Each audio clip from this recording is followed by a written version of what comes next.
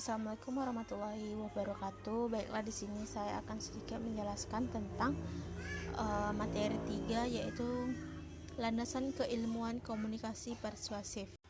Landasan filosofi. Falsafah komunikasi persuasif ini sama juga halnya dengan ilmu-ilmu yang lain. Ilmu ini juga disebut sebagai ontologi, epistemologi, dan aksiologi. Yang pertama yaitu ada aspek ontologi. Ontologi ini artinya pertanyaan tentang hakikat yang dikaji. Jadi maksud dari aspek ontologi ini adalah cabang filsafat yang mengkaji hakikat alam, atau tepatnya disebut juga sesuatu yang ada di alam yang kita cari untuk diketahui. Hakikat yang dikaji dalam komunikasi adalah interaksi sosial.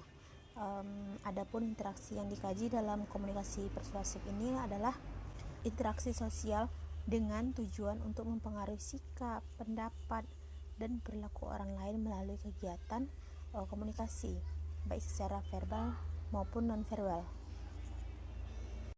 Aspek ontologi ini merupakan sesuatu yang paling penting ya, sebab itu merupakan cara para teoritis dalam mengonseptualisasikan komunikator yang dipandang. Semua teori komunikasi diawali dengan asumsi tentang pengalaman manusia secara natural ataupun alamiah. Ada beberapa 4 isu penting yang perlu kita ketahui yang berhubungan dengan aspek ontologi komunikasi, khususnya komunikasi persuasif. Yang pertama yaitu sampai tingkat mana manusia menentukan pilihannya secara realistis. Yang kedua, sampai tingkat mana manusia memahami tentang perbedaan apa yang dinyatakan dan apa yang dicirikan. Yang ketiga yaitu sampai taraf mana perbedaan pengalaman individual dan pengalaman sosial manusia.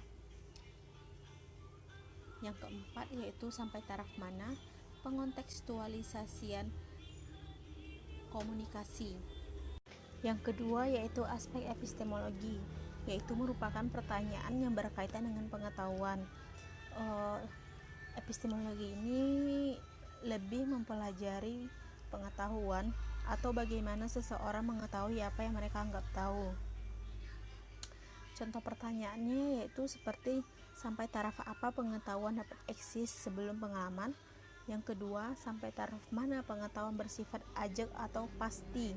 Yang ketiga yaitu bagaimana proses pengetahuan dapat muncul. Yang keempat, apakah pengetahuan disusun dalam bagian per bagian atau secara keseluruhan. Yang kelima yaitu sampai taraf mana pengetahuan itu eksplisit. Yang ketiga yaitu aksiologi. Aksiologi ini biasanya menyangkut tentang pertanyaan untuk apa ilmu ini dipergunakan. Contoh-contoh pertanyaannya yaitu yang perlu kita kaji adalah, dapatkah teori ini bebas nilai?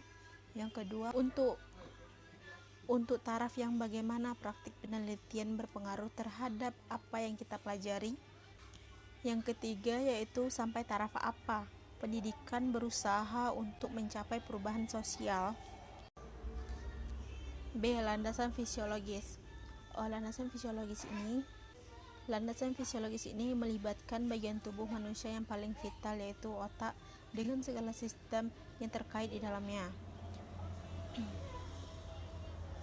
Melalui otak inilah ihwal yang berkaitan dengan komunikasi manusia bisa berproses. Otak akan bekerja sesuai dengan stimulus yang diterimanya melalui panca indera. Reaksi apa yang akan muncul pada komunikator pada akhirnya akan tergantung pada bagaimana otak memaknai stimulus yang telah kita tangkap oleh otak kita. Oleh karena itu, hal ini merupakan hal yang sangat penting untuk memahami proses perjalanan stimulus, yaitu pengiriman informasi mulai dari panca indera ke otak dan kembali kepada indera itu sendiri.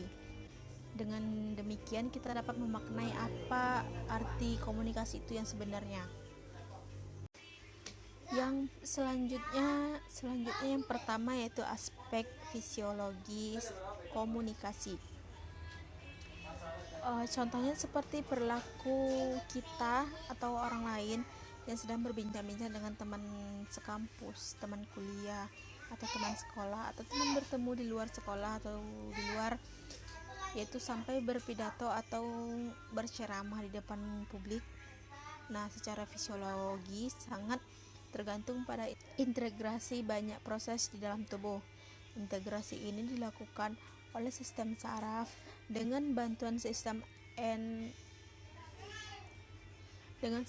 endokrin.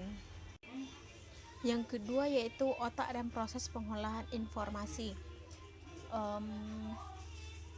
Hippocrates telah berasumsi bahwa otak itu berurusan dengan intelijensi, pemikiran, dan mimpi. Akal budi katanya ada di dalam otak. Selanjutnya juga ia berkata orang patut tahu bahwa dari otak dan hanya dari otak berasal dari kata nikmat, girang, ketawa, senda gurau, maupun rasa duka dan kepedulian, juga air mata. Itu semua berasal dari kerja otak. Baiklah, hanya itu saja yang bisa saya sampaikan tentang materi 3. Kurang dan lebihnya saya mohon maaf.